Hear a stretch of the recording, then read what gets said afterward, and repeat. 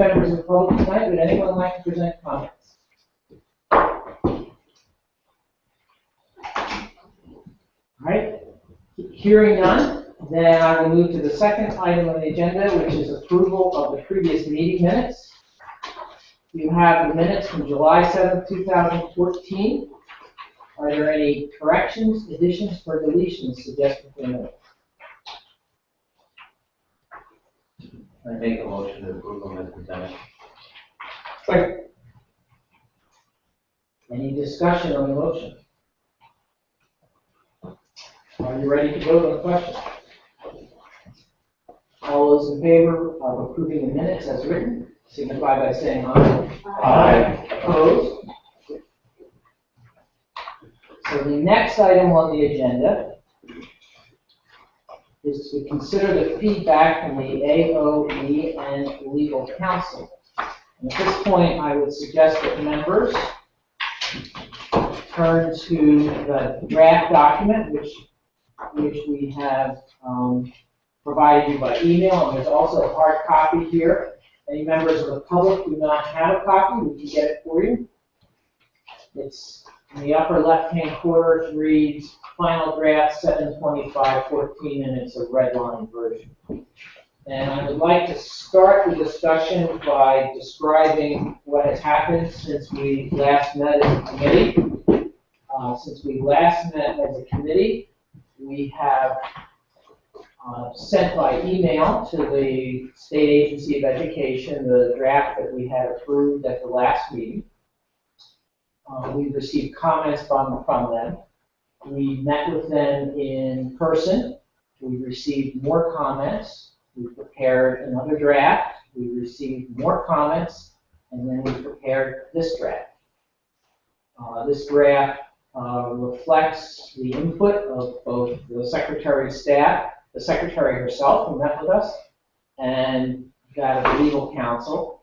All of the changes are in response to one or the other, and I suspect now, with one exception, and that is there are typographical changes made in the minority report, which have been provided to us separately by Megs. Everything else reflects their comments, input, and our attempts to reach closure with them. I guess at this point, I would open the floor up to questions, comments, and observations about the changes, unless there's something that you wanted to add, John. Yep. So, perfect. So,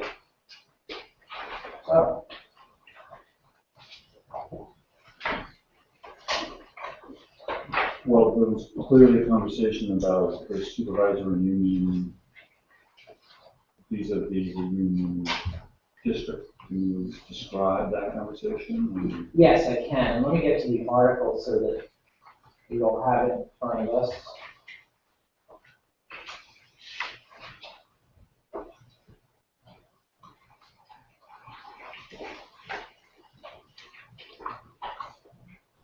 Article 4 is what we Give me just a moment, please. It's Article 19, I'm guessing. Yes. Article 4. Yes. So the input from the Agency of Education was that they thought they respected the analysis we presented them in terms of the legal authority to simply have one entity.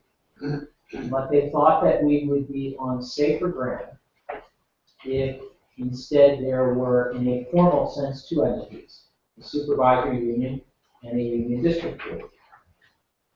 They also understood, however, that the main impetus for our change was an attempt to create a unified governing structure that would function as such. So the compromise that was fashioned that they were comfortable with is one in which there will be a distinct entity, supervisory union, distinct from unified board. However, those who are elected to the unified board will also take a seat on the supervisory union by virtue of their election. This entity, both of the entities will be empowered to have joint meetings, so that in effect the entity can function without there being this disconnect between the two. The other suggestion they made was to assure a representative voice for any elementary school boards that are part of the district that has voted no, that board itself have the ability to appoint a representative to the supervisory union. So in effect, if a town votes no, in addition to its representatives who are elected to the unified board and thereby serve on the supervisory union, they would also have an additional person appointed by the school board itself. But finally, to assure that there is no change in the proportionate representation afforded to each, I'll use the loose word, community, a non-member district's votes will be allocated and divided proportionately among both its elected members and that appointed member. So for example, if your particular community votes no, and it has 2 seats on the union board, those 2 seats would be elected by the electorate. Those 2 people would be members of both the unified board and the supervisory union. In addition, someone would be appointed from that community. But those 3 people together would only exercise 2 votes. They would each exercise 2/3 of the vote on supervisory union matters. So as a practical matter, the supervisory union and union district board always be in session together? They always have that option, but not that obligation. As a practical matter, it probably would be the case. As a practical matter, I believe they would. So that if the town, In session. if the town you described then would probably have 3 people at the table at every meeting instead of 2. That's correct. But they would only have 2 votes on all issues. So if it's a modified union, if it's a unified union district issue, there are 2 representatives who would be the only voters on that. If it was a supervisory union issue, there are 3 representatives who would each exercise a 2/3 vote. If all towns vote yes, then Then there is one single entity. If all towns vote yes, there is one entity that serves as a supervisory district. so if one town votes no, you're from the Tangy Supervisory Union called Chittenanese. Yes. If all towns vote yes, then the Chittenanese Supervisory Union goes away. Right. And we just have the Mount Mansfield Union School District. Yes. Right. Is there someplace in this new version that describes specifically what the roles are of the supervisory union board and the unified board? Would there be places that they overlap? Is it spelled out clearly enough so that that would be clear? Since in your description, it sounds like there would be times when there would be this 2/3 vote and other times when it wouldn't be. The responsibilities of supervisory unions are laid out in state statute. So the allocation of responsibility between any school board, including our existing school boards, and any supervisory union, whether it's the one we have now or what would be created if this were adopted and 1 or 2 towns voted no, is again outlined in state law. But there's no overlap in the kinds of things that might be discussed and voted on?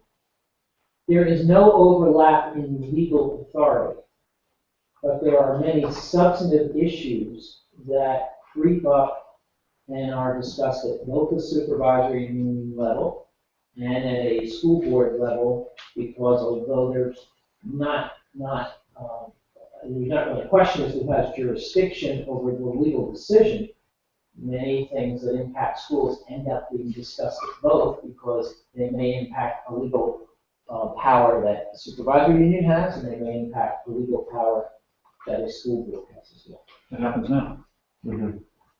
Yes. For example, when we deal with collective bargaining, supervisory union obviously has a very significant interest in that. And the supervisory union employs a lot of people for whom only the supervisory union is responsible. School boards also have a significant interest in that, and we meld that together through committee classes. Does that answer your question? I think so. I just wanted to preclude by virtue of how we design it, any situation where there's a question as to whether or not an EMED has a 2/3 vote or a full vote. Kevin, you had your hand up. I was just, on this particular one, Yes? but more so in general, I was just wondering if you could, how did the discussion go in terms of meeting with them? But on this particular one,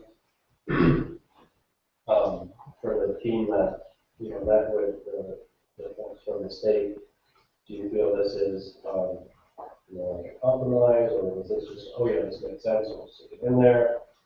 Choices that we're trying to, options that we have here, or?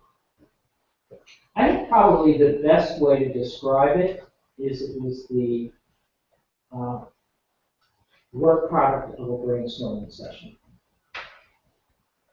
And I think that and you'll correct me if I'm wrong, the others who were there, Chris Leopold was with us as well as John Malazzo and John Reed. I think that the agency recognized that from the perspective of how one would best manage a school system, a unified structure offers a lot of advantages and a lot of efficiencies, and in particular in a situation in which at least 4 of our communities have voted yes, that would make a lot of sense. And they recognized that there was a legal argument to be made under state statutes, as our council had advised us, and as I had thought as well, to actually designate us as the new entity as the supervisory union. But they thought there was enough basis in law to question that. But notwithstanding our discretion for potentially to do that, they didn't want to leave that as a potential problem for us down the road, something that might invite legal challenge. So we talked about what our fundamental need was. Our fundamental need was to have a streamlined, cohesive governance structure. And so the way to meet both of those concerns was to still have the legally distinct entity, but allow them to basically function together. So it met the legal concern, and it also met our practical concern. And that was basically the evolution of the discussion. Would you agree, John? Yep. Yes. And the participants in the discussion, in addition to our team, the Secretary of Education was there. Her deputy, Bill Talbot, was there. Brad James from her staff was there. Their legal counsel was there. And Juan Ultimus, who you met, is really the liaison. And it was a long enough meeting that poor John got a partner. It was about, what, 2.5 hours? Yeah. $7. I'll take that one for the voluntary emergency. So does that answer your question? And then it was followed up on with emails back and forth. So just follow up that. This is a suggestion to have in here to better cover us with potential liability down the road. But it is for us to decide whether we want to include it or go back to the riskier proposition that you said. This union district is the SD. I think that implies a degree of openness on this that doesn't exist. This was a hard brainstorm and hard discussed compromise. And so and I'll invite your comments, but the likelihood is if we say no, we'd rather do something else, that we have an issue with the agency. Yes. A major issue. Okay. I'm just trying to understand how forced this is. Right. But I think they went as close to, I think, as they were comfortable as making it as practically and efficient and unified as they could. Because we went through several different scenarios over the course of that 2.5 hours, and but it was very productive. Is this why transportation got pulled out, because that's a supervisory union responsibility? Yes, they simply thought that was superfluous because it was covered as a supervisory union responsibility in that section.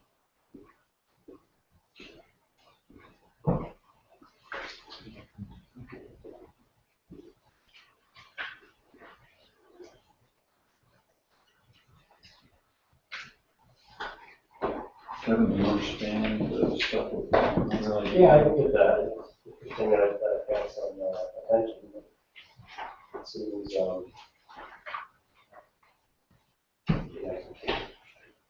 might be worth me learning that about the library, but it seems like it makes sense. If you don't want the rationale. Yes, yes. Their rationale was that this was again this was actually a fairly hard position they took.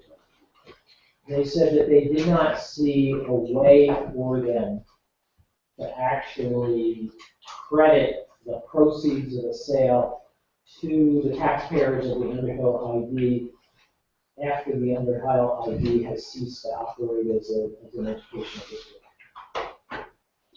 And so they said, we can't prove that in your articles because we don't think we could promise to legally implement that.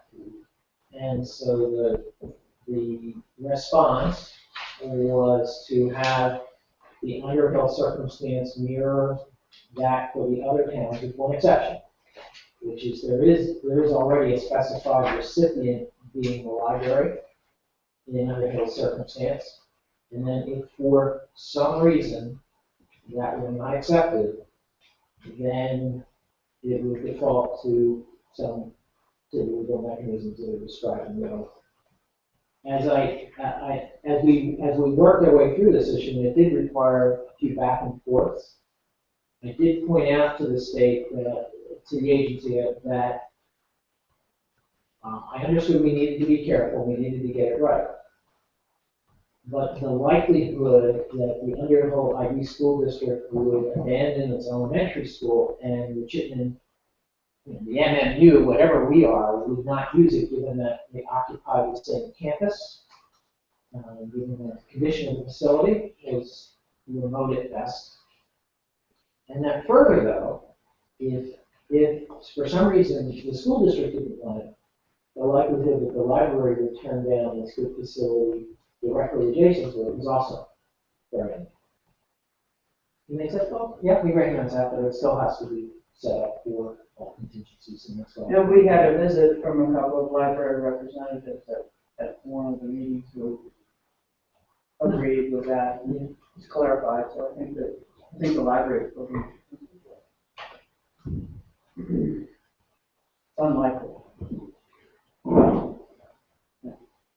And that was, we started that by saying when the new ID ceases to exist, they would be able to return the fair share back. That applies to all the other districts as well, except for they have town geographies. They have town geographies and separate taxing entities. Yeah. So Brad James is the person within the state who actually does the calculations and final calibrations on things related to how we set up tax rates and any special assessments or rebates or the 8 cent, 6 cent, 4 cent, 2 cent reduction that put into our statute here. And it was his observation, he just did not have the ability to implement what we had proposed. It wasn't a question of if you don't want to, it was a question of can't. And at some level, we have to get rid of that. It was our objection, that we couldn't really argue with something like that.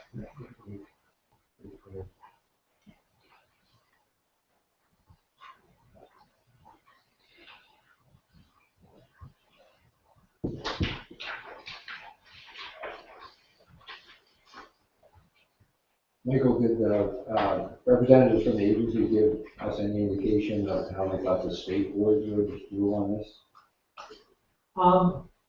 I think it's fair to say, I don't think the secretary has made a commitment here, so I don't want to speak for her or put words in her mouth. I think her staff has been very optimistic in their conversations. But I think it would be wrong for me to put Williams and secretaries and functions and spoken that in that position.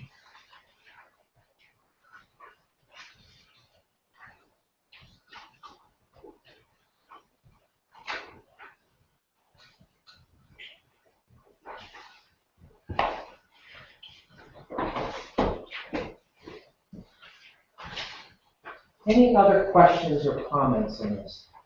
On page 24, Okay, let me get there quickly. why did they strike that language around? Strike that language. Technical schools.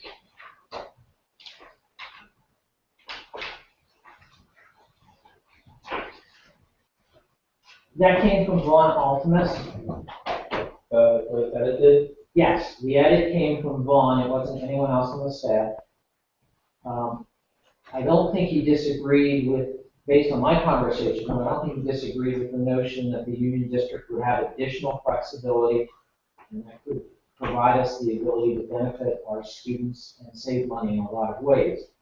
I think he was concerned with the potential misreading of this, that there was a potential $1.1 million saving available, and thought it best not to try and wade in it, quantify it. Was that fairly captured, John?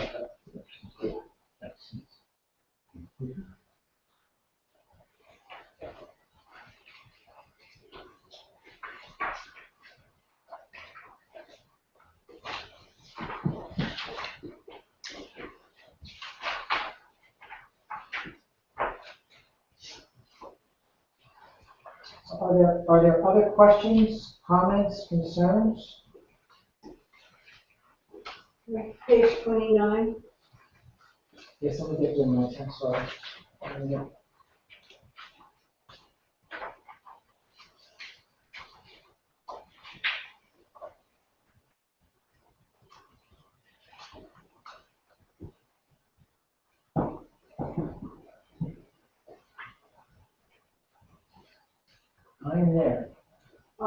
The local tax rate under the Mount Mansfield School District, 1.3758, is in red, which means it changed. It didn't change. Oh, it's always been in red, okay. Okay.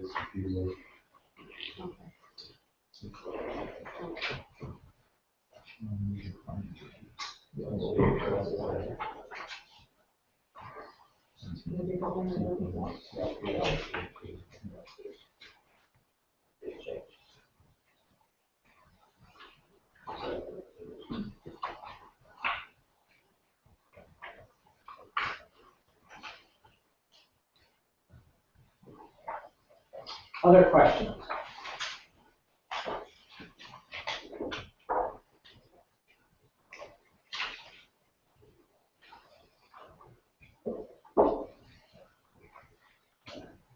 Well, when you are ready, I do have a motion for someone to consider offering.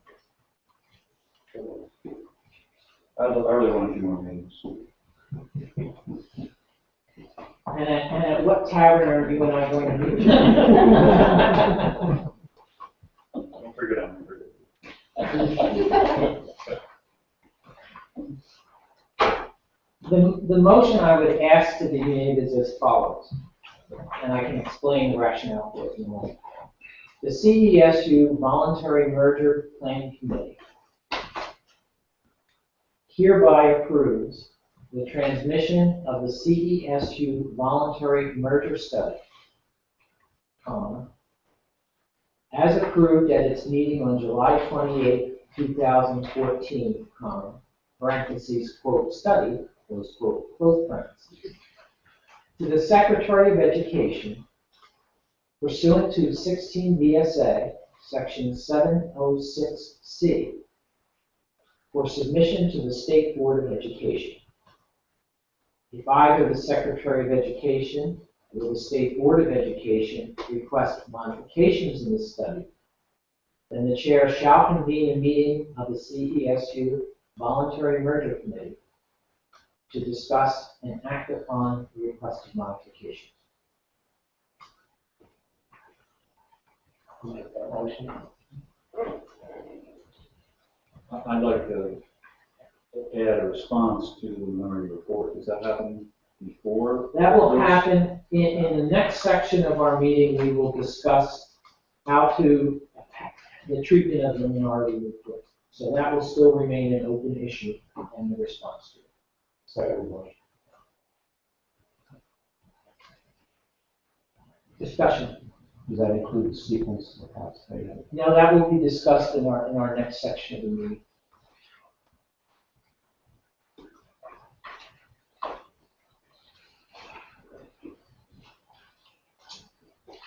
Discussion or questions of the motion?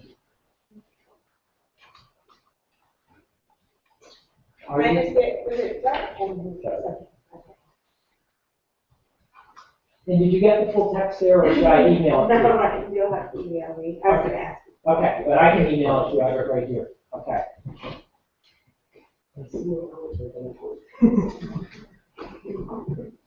Discussion.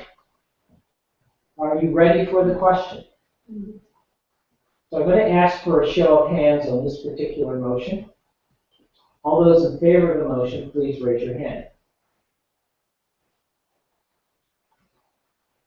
Opposed to the motion? Anyone opposed? Abstentions? Because I'm not sure if I got your vote. I voted. Did you vote in favor? Yeah. So the motion carries unanimously.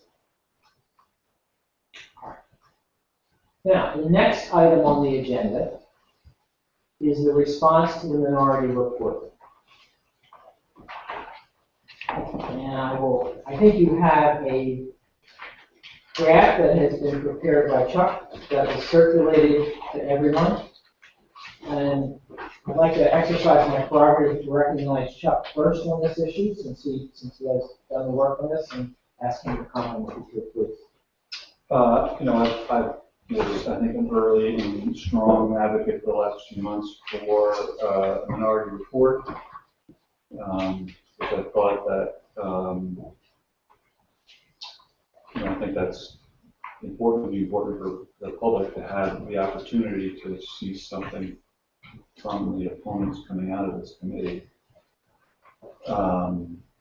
I was disappointed, as some of you were, that we got it at the last minute, at the last, at the last instance, which I think did conform to the deadline that we did offer to Megs. But it did not really provide the opportunity for any kind of response before the final draft came. I was among the few people that voted to include the minority report on the first vote. Encouraged the committee to reconsider accepting the minority report, and voted to include the minority report. I felt strongly that the majority should not exercise any approval rights over a report, a dissenting report. The dissent should come from the person or the people who are offering that dissent. And I still feel that the report should be included. But after really reading it, I felt that I was concerned that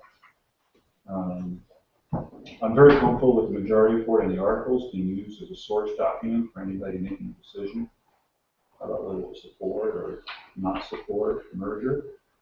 I felt uncomfortable with the potential of people using the minority report as, admittedly it was the first draft, and unfortunately ended up being the last draft because of the timing.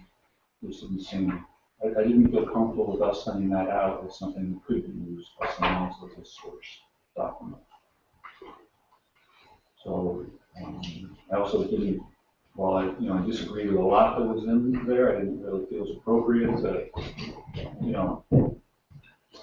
respond to every little line, because I felt like my views were articulated clearly in the majority report.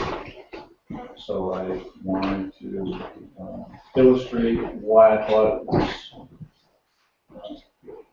not to be used as a source document. And I was hoping that by including the response I did, which certainly didn't relish writing, by including that, readers would hopefully go to the central office or the chairman of the board, our board, if they had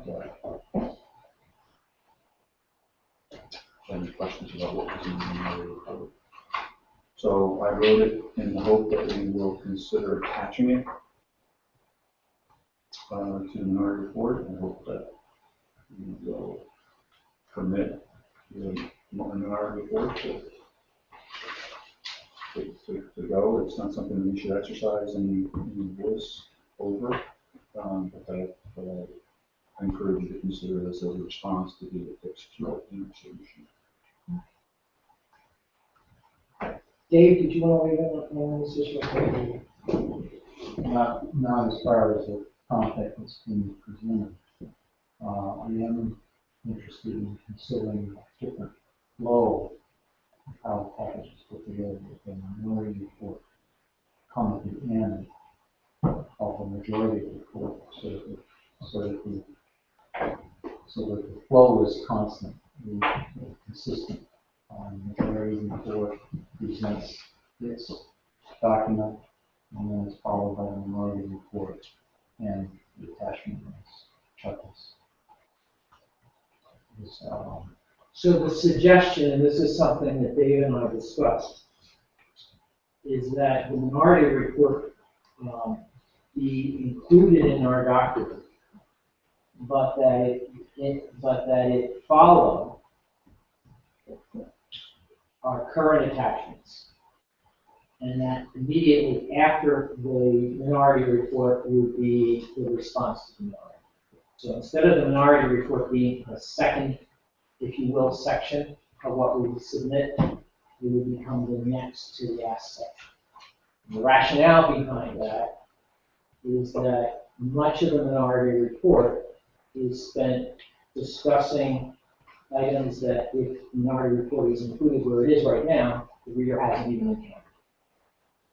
And that it makes sense to allow the majority and the articles to be presented as one cohesive presentation, and the minority be presented as the next presentation, and then the rebuttal. Other comments on these questions? Discussion?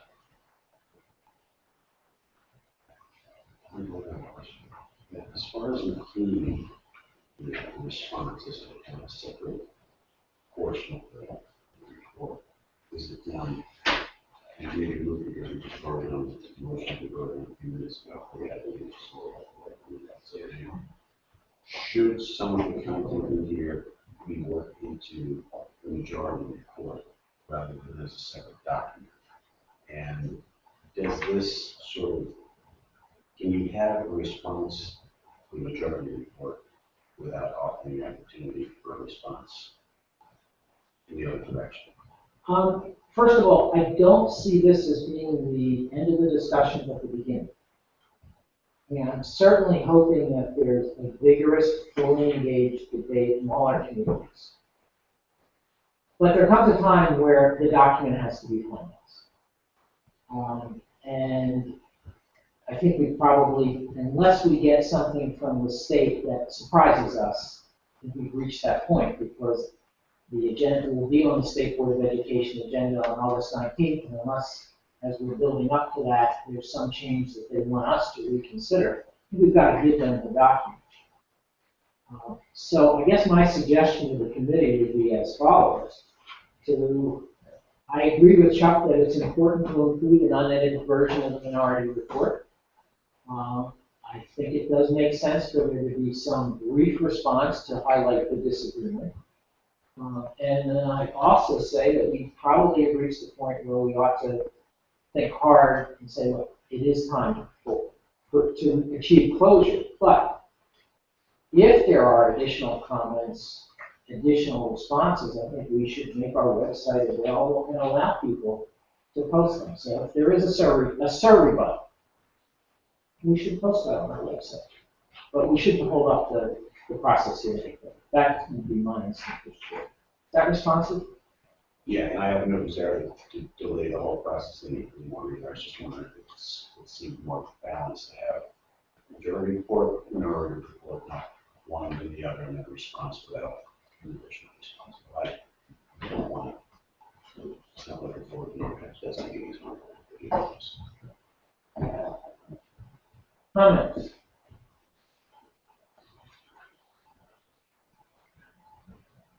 I'm going to limit this to the committee. I was just gonna say that it's. I'm going to limit this to the committee. You know what I'm gonna say about that. Okay.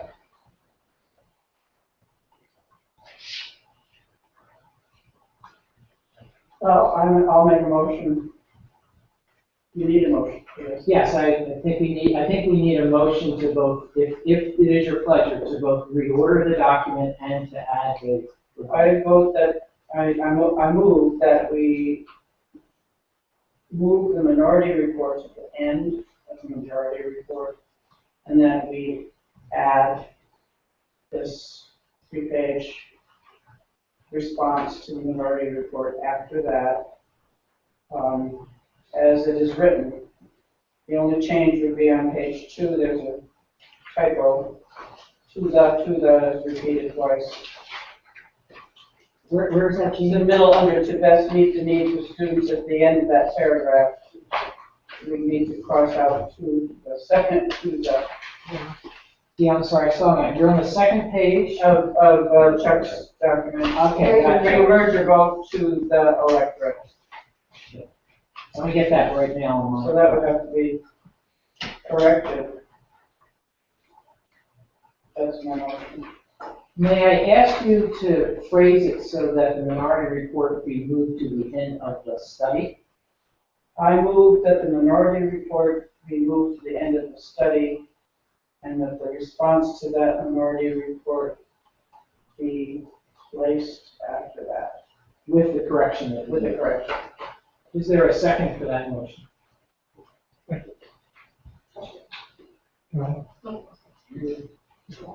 Discussion on the motion.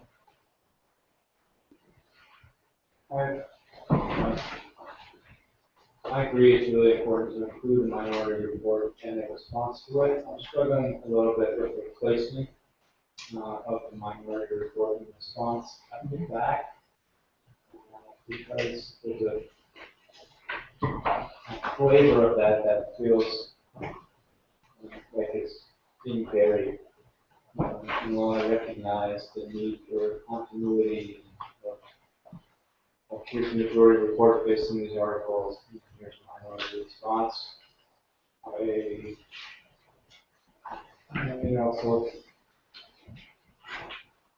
feels like it's being buried. I don't have another way of saying it. Direct it best. So other, I wonder if others feel that. Kevin, you're next. I think I agree. Some of you may recall, I think I voted always to try to open the report up with the plan and have things in the back before it has attachments for additional information. So I think I'm probably going no on this motion and follow up with a motion to move the majority report also as an attachment in the back. Probably sandwiching the minority report between the majority report and the I got lost. So why don't we do this? Gene, would you break your motion into two pieces? Piece number one, the placement of the minority report at the end of the study to be followed by the rebuttal. And piece number two, that the rebuttal be included as part of our report. Would you be willing to do that? I assume that So that would be two the first motions. part of that does include the rebuttal. I don't understand the change. What I'm trying to do is Make just a motion to include the rebuttal. if you can make Okay. motion one to include the rebuttal I got it, report okay. and motion two to place the minority report at the end of the study and the rebuttal to follow. Would you agree to? Yes, I'll agree to that. And who was the seconder on the motion? I think it was Andrew. And Would you accept that as a friendly? Yeah. Okay. So now I'd like to have, with the two questions separated, I want to just focus on first question, inclusion of the rebuttal in the report. Location will come next, but it's going to be, is it to be included in the report? Have we taken a vote on including the minority report? Yes. No, and that was. Yes, it has passed. 14-1. Yes, it has passed.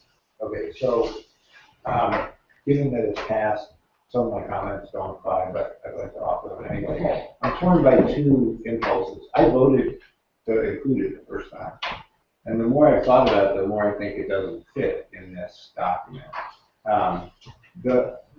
I spend my workday working with school boards, and one of the principles we talk to them about is air out your grievances in the process of discussion.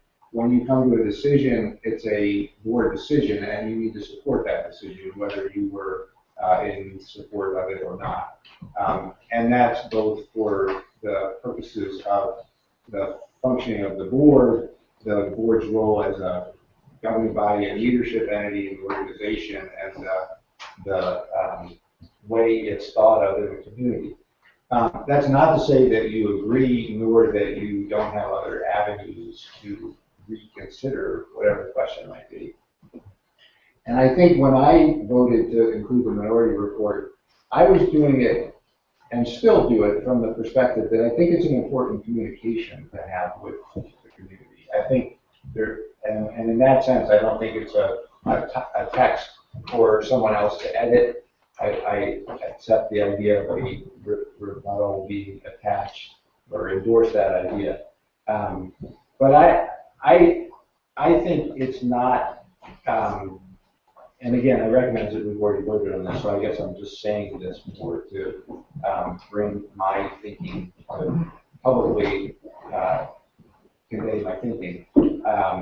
Because I think what it does in the end is it diminishes the impact of this presentation. If this document has a case made for it, a case made against it, a rebuttal, I think it would be easy as an outsider to think there's a pretty mixed opinion on this committee. And that's not the case as far as I understand it to be. And so I think it's conveying the wrong message, and I think that information should be conveyed as part of a education, outreach, and engagement process that we need to have to, moving toward the public vote in the fall. Yeah, Chuck, you were next, I believe. Well, my hope is that we're going to have 14 signatures on the majority report, which will make it clear that it was the preponderance of the committee. I also think that we're not a board. We're a committee charged to do research and make a recommendation. And I think that when you think about this a lot more than I do, but I think it's a little bit different than board in that way. That if there was a strong minority view that, and someone else is going to be making a decision. We're providing information for somebody else to make a decision. In this case, it's the citizens. But I think we do have a responsibility to provide a clear path. Whether someone takes it or not is up to them. So other discussion on the question of whether to include the response in our report. Somewhere we'll decide whether. Are you ready for a vote on that question? So all those in favor of including the rebuttal in our report, please raise your hands. Those opposed? Okay. So now we are on to the second question. And the second question is whether to organize the study so that the minority report is moved to the end of the document to be followed by the rebuttal. Yeah, please. Try to clarify what I said a few moments ago. By understanding maybe it locks down the other parts of this report, by including now the rebuttal, I think it might open up discussion about the location of the majority report. And so, I mean, majority report. Given that, I think where do we put the rebuttal? I prefer that they all be together as attachments in the report. So by voting no on this question, it's really slow to make another motion to do the majority report and go back. Okay, thank you. I'm still, I mean, I think I'm trying to clarify where everything is. I think, correct me if I'm wrong, I think Kevin suggested that there are three paths forward here. One is to have the majority report, followed by a minority report, followed by a response to the minority report. That would be option one. And that's, I think, is the motion. That was my motion, yes. That's G's motion. The second would be, no, your motion was then at the end. Sorry, I misspoke. The first option is to have a majority minority response. Second option is to have majority and then have the articles and then the minority at the end, the response. And the third would be to have the articles and then the majority minority response. Right? So, and the motion that is in front of us, I believe, is to have the majority report at the beginning, and then the articles, and the minority report at the end, followed by the response. That's correct. So by voting no to this, we were thinking about two other options. So John, did you have one comment? No, I understand.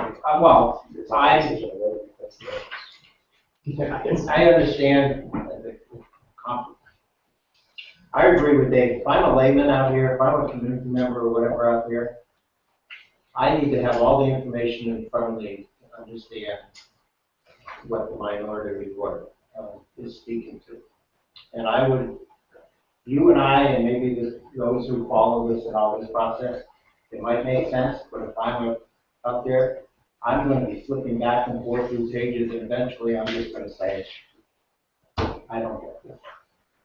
And I think, I agree with Dave that I think it's important that we put the majority report, take majority, we put the report out there, the articles agreement, and we put in the response to those who aren't in support of the report. I'm going to take majority out of the report, and then here's a rebuttal to, because of the tardiness, or because we weren't able to comment at the last meeting, we compromised and we have a rebuttal, which I think is appropriate to have.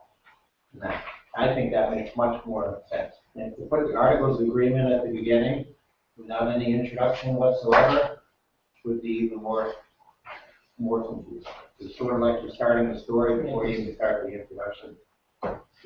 So that's as a layman person, as somebody general out there, that's the way I. You're in favor of the motion? I'm in favor of the motion. Nancy? With my editorial eye, when I read an article and I want the editing, I want some flow to it to make sure the reader understands it. And my sense is that the majority report is an introduction. It invites the reader to understand the context that is to follow. And so I think it should be at the beginning, the majority report, because it really is an introduction. And I also feel that the minority report is a response to what precedes it, which is the report itself. So just in terms of flow, one thing following to another, I think having the minority and the majority report one after the other doesn't really flow very well. That's my own feeling. So are you in favor of Jean's motion to place the minority report at the end of the study to be followed by the rebuttal. I'm more in favor of that than having it way at the beginning. Now, Kevin and Breck were suggesting perhaps inserting it, I think, someplace in amongst the attachments. No, No, okay. my concern was that it would be buried, appeared to be buried, and I wanted the committee to consider including it right after the daily report. My sense is that the attachments that are offered, with the exception of attachment B, perhaps, is pertinent to the body of the report. So I'm fine with the minority report coming after those, all that. Chuck, I think you were next. Kevin? With the minority report being the back end of this report, they have an appendix number, attachment number, or just be isolated? I think it'll just be entitled minority report. And the level was through single headings. Correct? Chuck, would you consider a title of your response that says, I would suggest response to the minority report rather than rebuttal?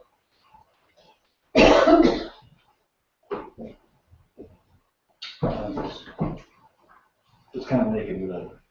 So if there's no objection, I will consider this to be response to minority report. Is there an objection?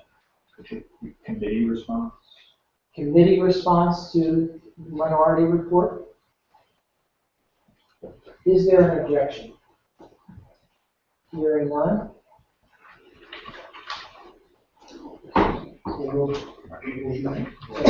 Now, back to the motion at hand.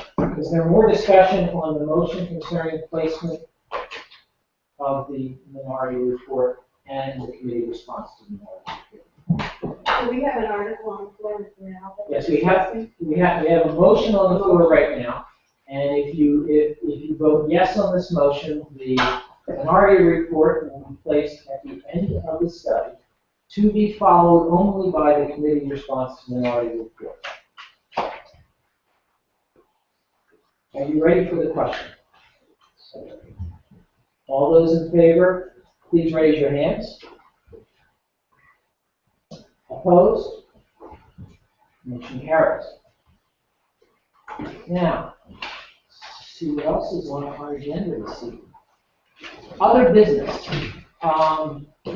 We have received a recommendation from our legal counsel.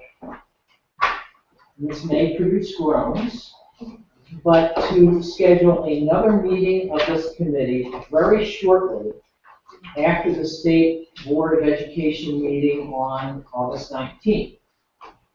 The reason being that if the State Board should, in its wisdom, decide that they have changes they'd like us to consider, that we should be prepared to act on them as quickly as feasible.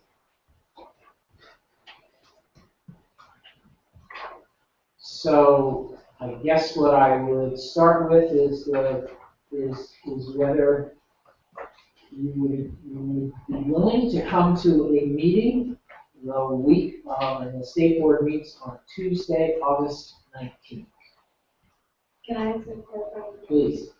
When the state board meets, is it expected that they would have their conclusion at the end of that day? It is expected, but by no means guaranteed. I mean, they have to take action within their meeting. It is a one-day meeting agenda. Yeah, I guess it's possible they could reserve to a later date, but the overwhelming likelihood is they'll either vote yay, nay, or yay with conditions. I mean, Chris Leopold wants us ready in case it's yes with conditions. So then the follow-up question now is, how much time should we allow in the meeting? Or should we? Chris literally said the next day, and I don't see any reason why it couldn't be Tuesday the 19th if folks wanted to. Tuesday's when the board meets. Tuesday is when the State Board meets, Tuesday the 19th. And I've held that day on my calendar, so I haven't booked any mediations. And my Wednesday mediation, I will be shocked if that one runs late, because it's the second day and the nature of the issues are such. So I am available then, but I don't know anything about my Thursday or Friday mediations, whether they're what we're running. So Wednesday the 20th. I could reliably be available on either Tuesday the 19th or Wednesday the 20th. When we have it, do we know by the night of Tuesday, the 19th, if they're meeting on Tuesday, the 19th? Did we- You know what they've done? Yes. Yes, we should know by Tuesday the 19th, and I guess the other option is to give me the discretion to cancel the meeting and then just convene our next meeting early in September, because assuming we do have approval, then we have to talk about how we're going to make presentations to the public and meet their demands for information. Michael, you have the discretion to cancel any meeting all along. Somehow I failed you with that.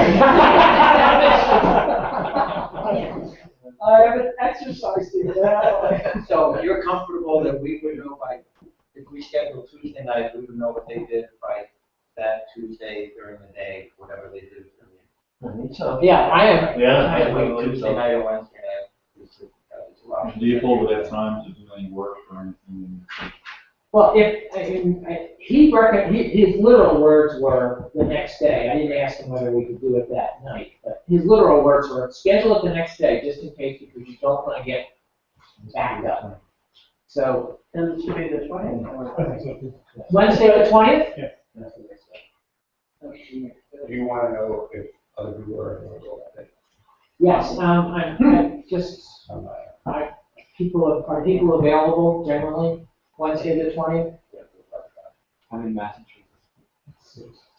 So we have to hold the meeting where? Where? Oh, we will. Okay, yeah, so we do have a motion to go to Chappaquiddick for the meeting. Hey. 6 o'clock? So we have one person, okay, let's seriously though, who can't make it? Okay, well, anybody else cannot make it. Okay, it's always hard to schedule, but is your sense that we should go forward then or not? I hate to lose anybody from the committee, but I don't know what else to do. I can see them. Okay. And, agenda for that night, so I'll put it on Wednesday the 20th at 6 p.m.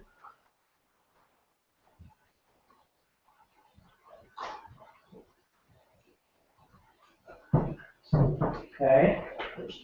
Now, Could we also at that meeting begin the preparation for community meetings? that was gonna be my next question, whether you wanted that to be an agenda item that night or not. I just wanna get your sense of discussion. I think it should be, I think maybe, just to prepare ourselves for decisions to be made about that for the meeting in the beginning of September.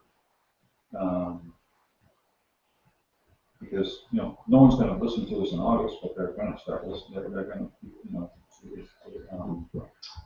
no time for dinner. Okay. So, unless I hear something else in the committee, that will be an agenda item.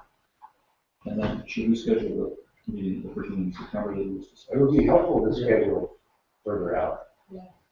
Okay. So do we want to move into scheduling a meeting in September? Yes. Which Monday after Labor Day? Well, the first Monday would be September 8th. After Labor Day will be. Yes, that would be the first Monday after Labor Day. And this is where we really have to check with our superintendent, because once we get into September, his night calendar is pretty well booked. Am I right, Ken? I can do the 8th. Okay? Program. 6 p.m. here, 6 p.m. here. so it'll be 90 degrees in here on September 8th. Well, one can pray. One can pray not. Well, my thought was, should we set it in another location that's anticipated, or? We have AC, I can put on the AC. Is everybody, I'm just trying to save money. I'm glad you don't misplace those certain things. Okay. So, let's hold to those two meetings for the moment, because I do think that part of our discussion will be potentially broader outreach and potentially with formal subcommittees of appointing for that. Let's have those two meetings scheduled for that. Harry? I may be in a unique situation. I can't make either of those next two meetings. My fall schedule is very tight, so it would really help me if we could schedule out even further. And maybe that's not possible right here and now. The reason I would resist that, Harry, and of course I'll defer to the committee as a whole, but the reason I resist it is that if the state board approves it, we're now going to be transitioning into a very different phase of our work. Instead of trying to formulate articles, it's going to be how to respond and inform the public on this. And I don't anticipate that we're going to have another meeting in which we spend hours parsing comments. I do anticipate that we are fairly rapidly going to come up with the ideas on how we respond to and inform the public. And I'm hesitant to just start booking a lot of meetings because our plan is not going to be for 15 of us to get together and parse comments. It's going to be, I presume, to have us find ways to inform the public. So if I schedule meetings now, it would make a lot of sense if we had a lot of drafting to do, but it doesn't make a lot of sense since we don't know what our communications are. Is it the case during that phase that we don't need 8 votes to go do something? Well, the answer always from a lawyer is it depends, and it depends on what kind of action we're doing, but I think that probably part of what we're going to do is designate smaller groups of us to go out and hold Right, but forums. And sometime in September, you as board chair get a request to have some people go speak at some place. You can just email 3 people and say, can you do it? We're not going to have a meeting to decide who's going to go. In all likelihood, that is true. As long as they're not taking action on behalf of the committee, they are simply voicing viewpoints. I think that's true.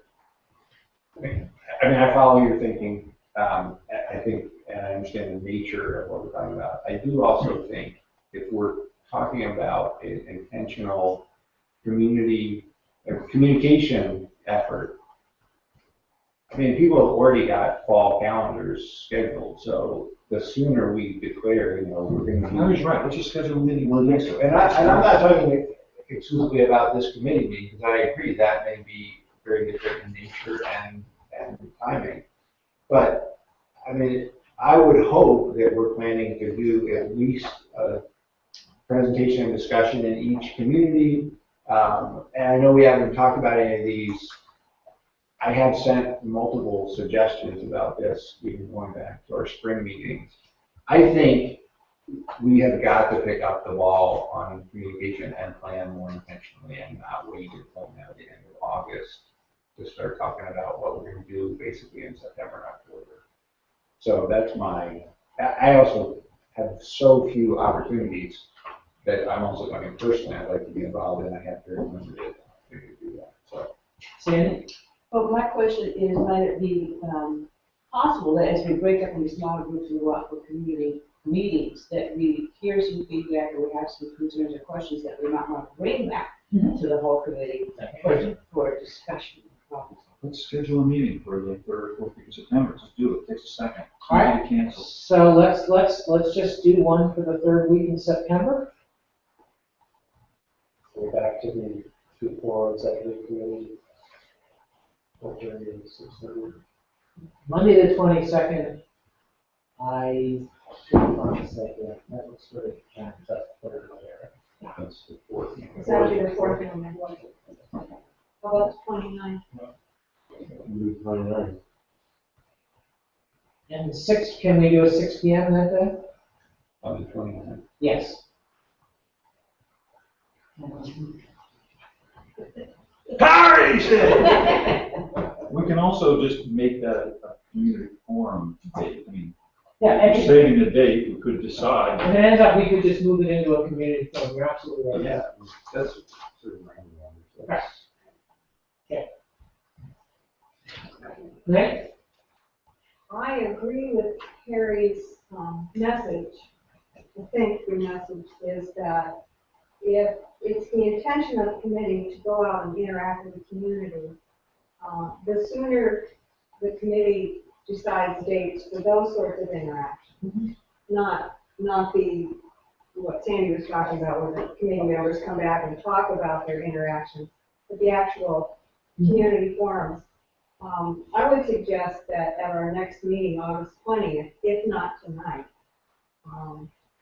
we sit down with our calendars and definitely designate different evenings during the fall, different nights of the week, and have some definite dates, even if we don't know exactly what we're going to do, so that we can reserve space and get it on people's calendars. Could we have the representatives from each town accept the responsibility of coming to that meeting with suggested dates and locations somewhere between the middle of September and the middle of October for their towns?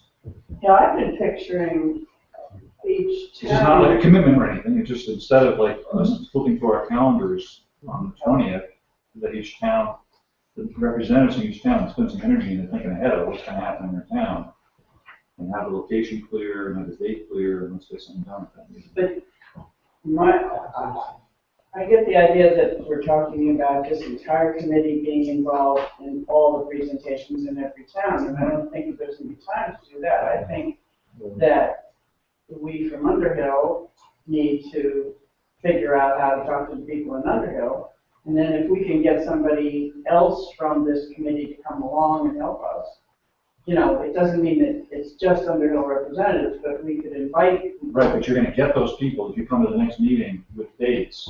And Then we can say, get can people- anybody come that night and Right. help us talk about it? Right. Yeah, John? but it's not.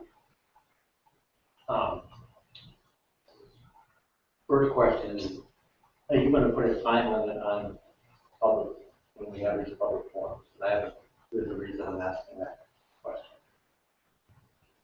Time limit for each meeting or for? No, for the public forums. It did not at the first one, and my instinct is, if at all possible, to try to avoid it, because if people come to a meeting like that, they generally have a very bad reaction to not being allowed, to having their comments limited. Somebody tries to do a 30-minute soliloquy, I would try to exercise some judgment, but I don't think I would be inclined to make arbitrary time limits. If we come to a hall and there's 100 people there, we've got to do something, otherwise nobody gets their say. Well, that's suggested because we already have dates on the calendar for each community and school board meeting in that month. My thought was tie in the public forum with the school board meeting. You could start the school board meetings at 6 o'clock and you could stay by 7:30 or 8. We have to move on to the school board meeting, and the school board was endable, and they don't want it to be a long night, but they will do their school board business. And that's just and the community knows it's one night out, here at the public forum. We have the dates already on the calendar. And that it only makes a long night, unfortunately, for the school board members if they choose to come to the public forum part and the school board meeting, and it makes a long night for, unfortunately, for whoever's here to see the issue. But it also is a one night, long night instead of 2 nights in the community, and every community gets it. So, but that's why I asked you, but we would have to put something on to say 6 to 8 or 5:30 to 7:30 and the school board meeting. And then the school board chair. Of course, one of the things we could always do, just to graft in your idea, John, is if you allow an hour and a half or 2 hours and too many people show up, we can say, all right, we're definitely going to schedule Another meeting, right? Yes. And find a date along with people there. Right. You That's also my thought. move to another room and let the school board. The school board could move off and go over. Yeah. Great idea. Exactly.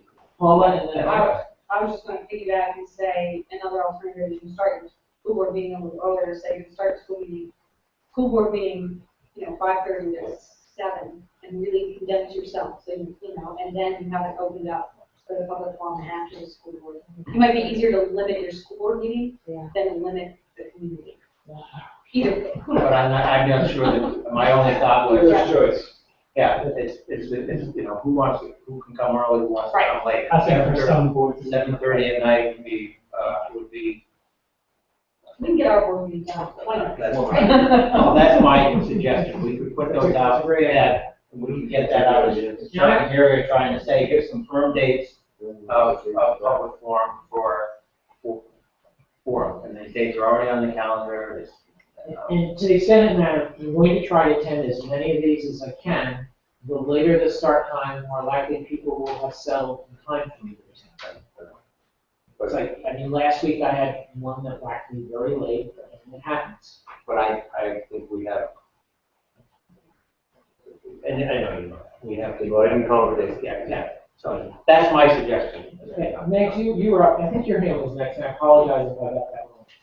Okay, I like John's idea and I like Paula's idea of having a school board meeting first.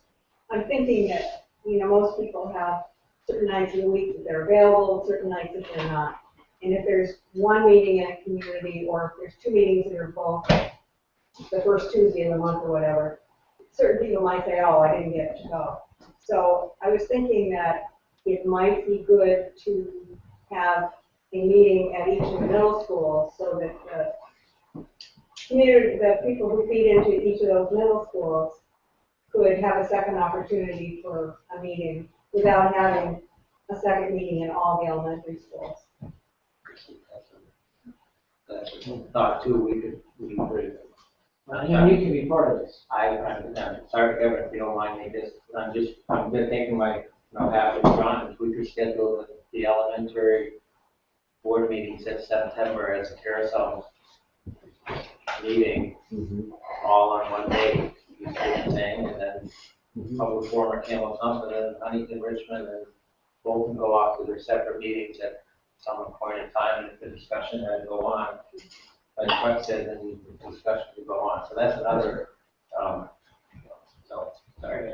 No, it's good. I just had a similar recommendation, maybe half-half, so to speak. So from a geography perspective, maybe we combine Durham and LED carousel meeting. Right. One location, have a joint session in public, and perhaps have an alternate session as well. That doesn't coincide with the maybe in a common school where we need to be. So we can have a chance for people to show up. Maybe suddenly you may have meeting or Tuesday after Tuesday. So I think probably the onus is on me to try and pull some of these together, so you have something to look at and revise and get right at our meeting. I can't promise, but Harry, I'll try and get something out sooner so that maybe you can, even though you can't, are you available by email this month? Oh, yeah. How about you? Yeah. Okay, so I'll try and get it out so that people can have individual comments who can't attend the meetings. I can't promise that, but I'll do my best. It sounds like as long as we cover everybody in the CSU twice, at least twice, in September, October, maybe 3 times, that gives them all that possibility, looking at it, when you say Derek going to LID, but then invite somebody to come up from Richmond or Huntington or whatever. But just think about the people themselves having alternative meeting nights and chances to come to at least 2 meetings. Don't leave anybody out.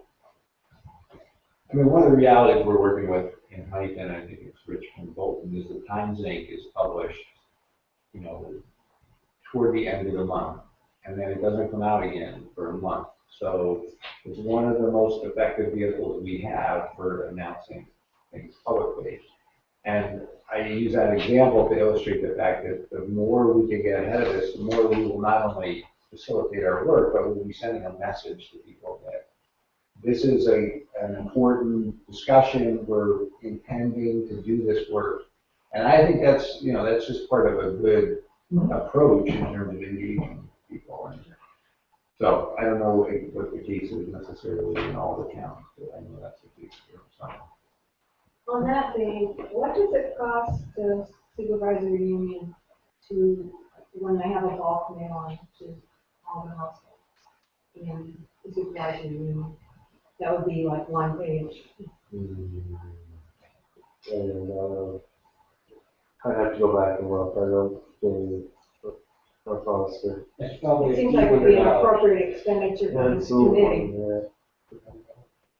Seems like it would be an appropriate. For everybody in the SU.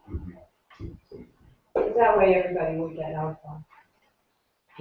I would just, I understand that what I would say is, as soon as the date is set, I'm sure your principals or whoever's in charge of your school website, they set up there ASAP. If you have, I know MMU does a bulk mailing to its, right, to every student, is that right?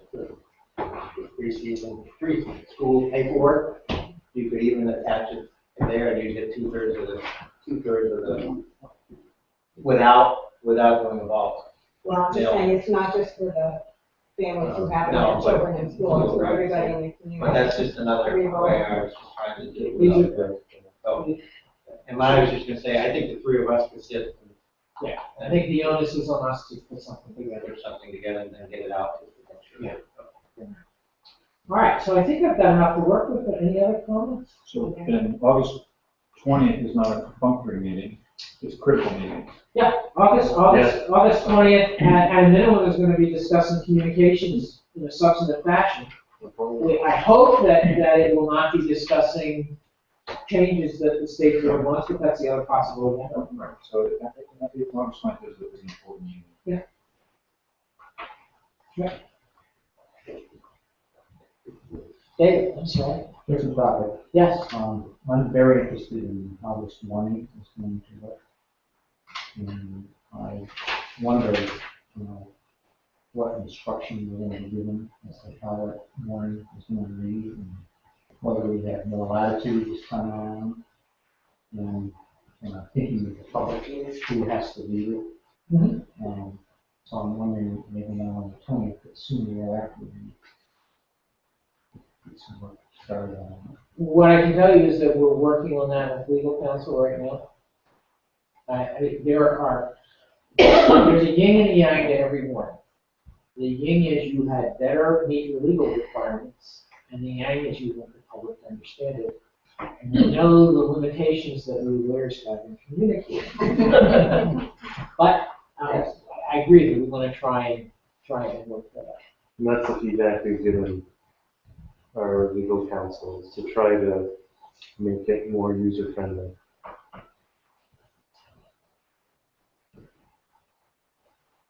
I have a question for your legal counsel, and that is, many of the members here are elementary board members. All the elementary board members in the CESU are not going to know until November whether or not they are still going to be a board member going forward. I'm thinking about how we've got the situation where board members for the new union board must be elected in November. And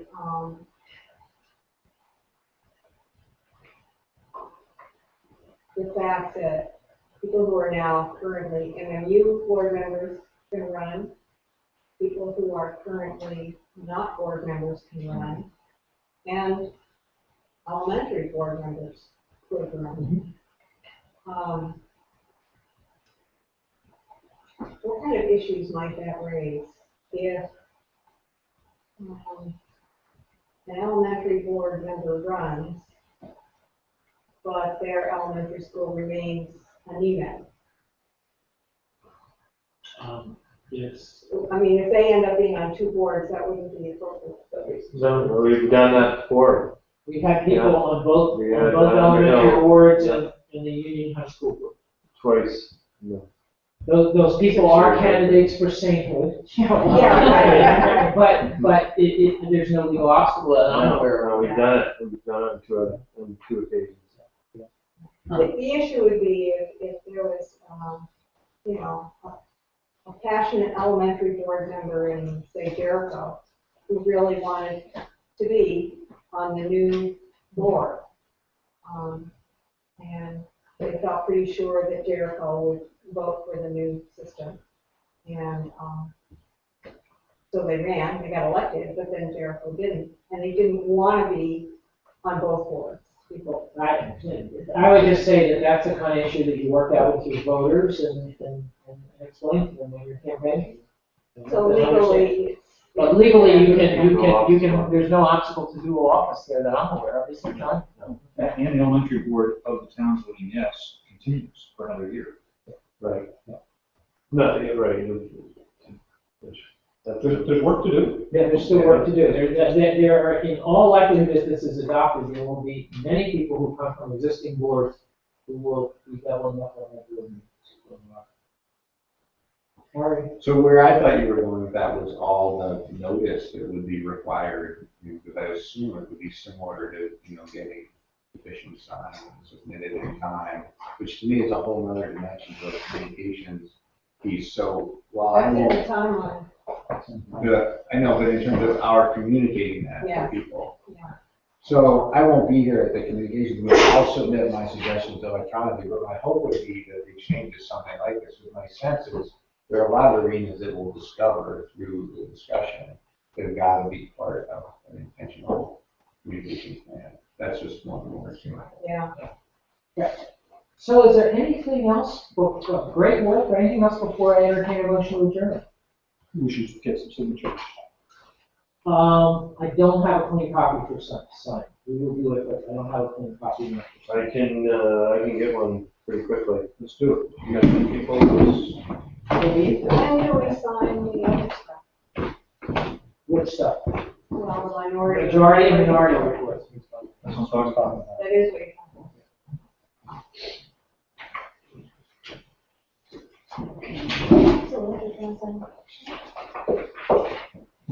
I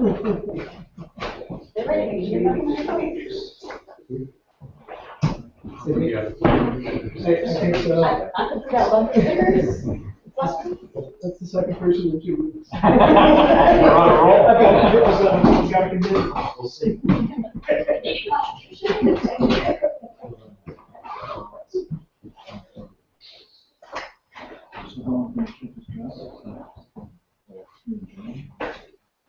So you need to stay in track of what? It is, my wife has us there, yeah.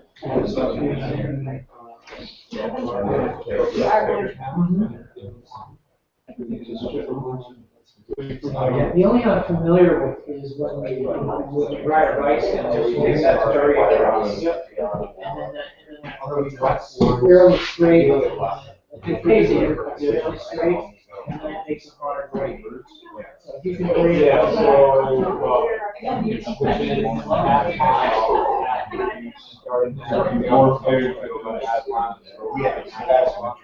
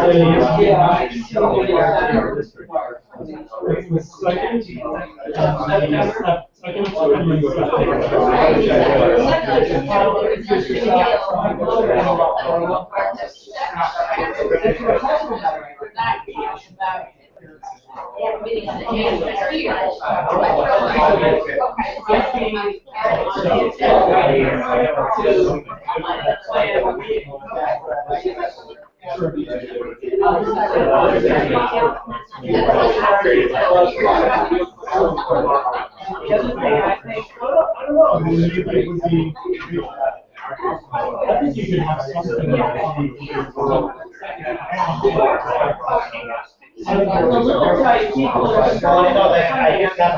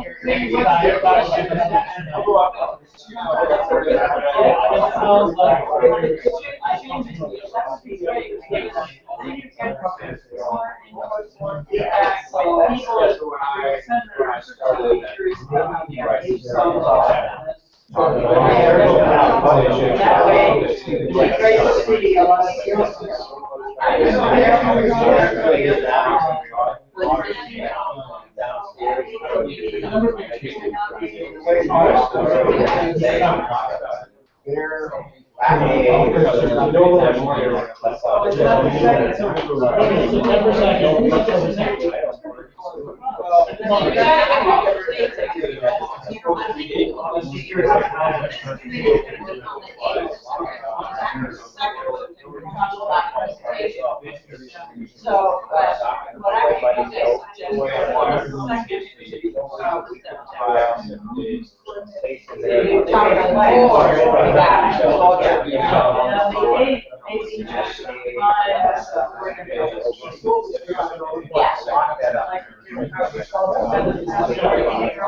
so you can stretch it out. Exactly. The other one is if there is an exercise that we attach to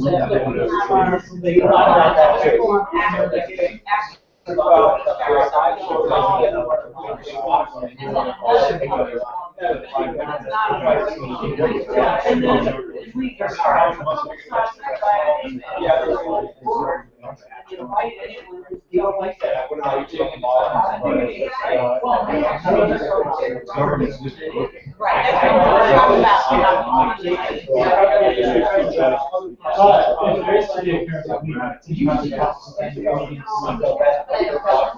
My guess would be that they would then.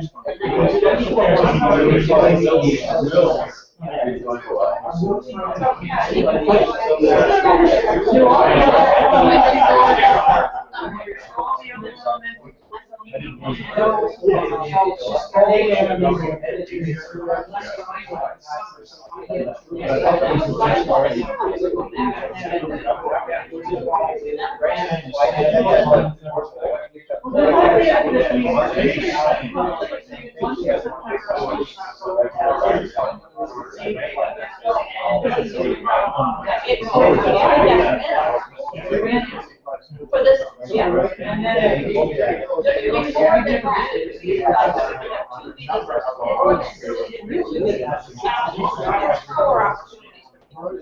because anybody will go. Realistically, I don't see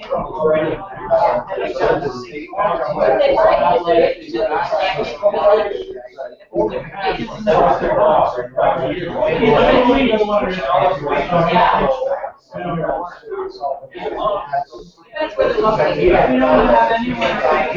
Well, they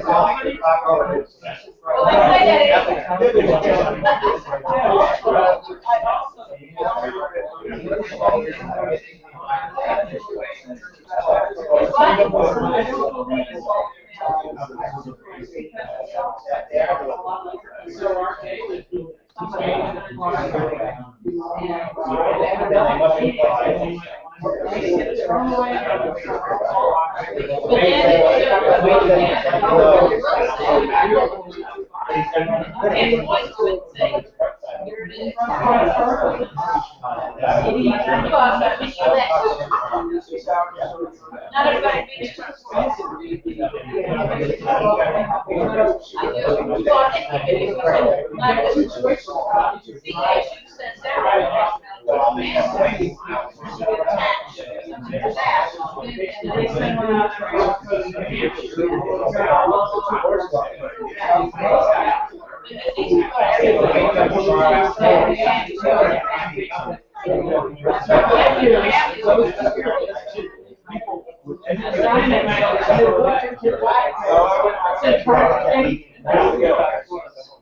Pay attention to I'm glad you did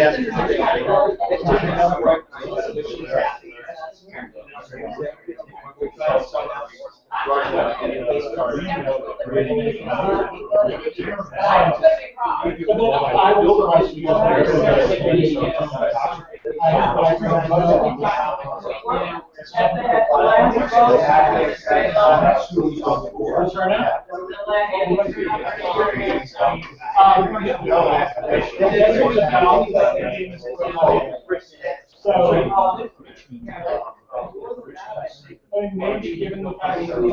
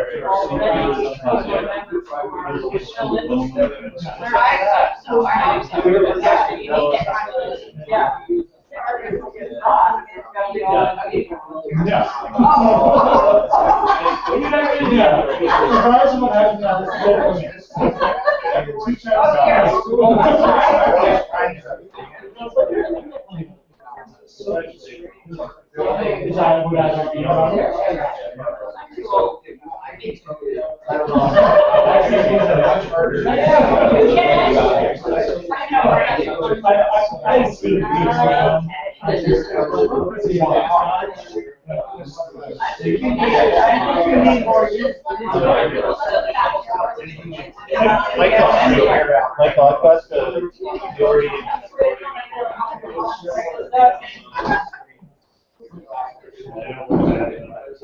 lines.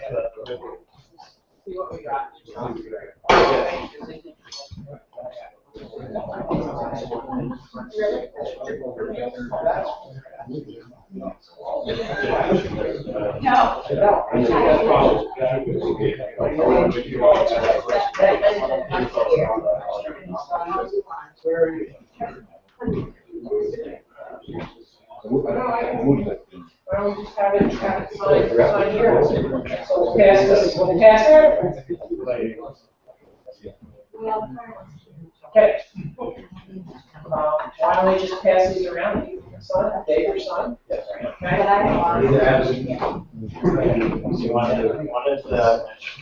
So, and if you are an alternate, simply if you sign one or the other, indicate that you are signing as an alternate.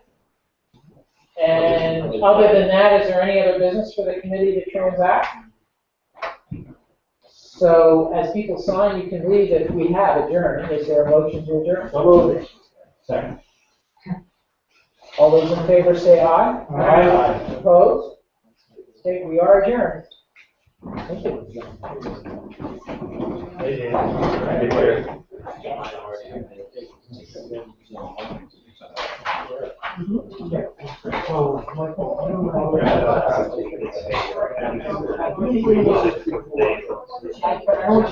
Just get out. You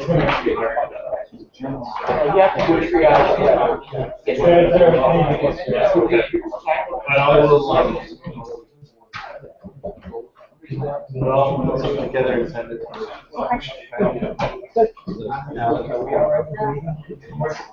Yes, we're okay.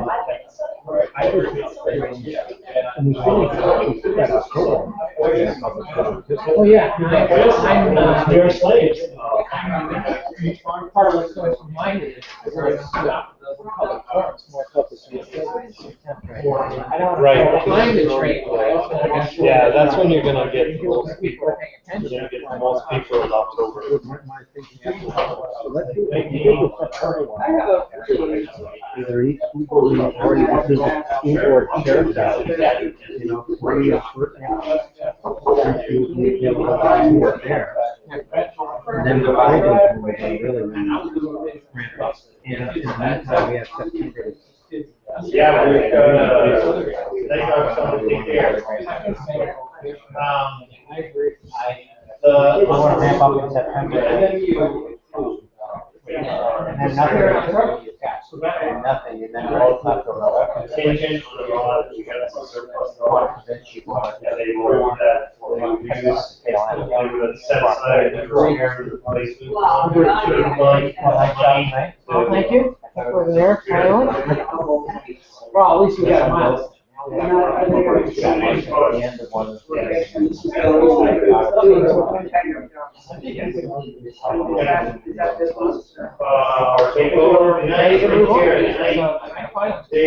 they voted on it and talked about it. Facility updates. So we're talking about it every like meeting. Then we're gonna have a couple of opportunities for. All right, bye guys. So where you headed? Take care. Yeah. I mean, you have friends, right? You have friends that you stay with, right? Good luck. They voted on it at the end of the year. So We see each other again. Yeah. That's probably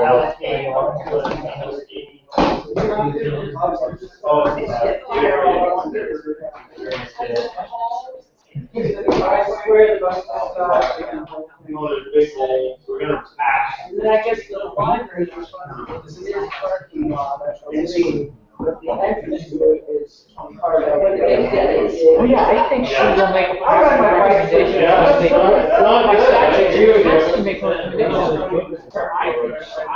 For, fix that date? No. Yeah. I did not. Should have solved them, huh? I You having a good summer? Politics per se. I am. I don't have to say. I need you. You just send me a quick note. And then, basically, Yes. you don't really need to do anything on that. They despite some of their limitations, being a beer packet, they got the problems out there right away.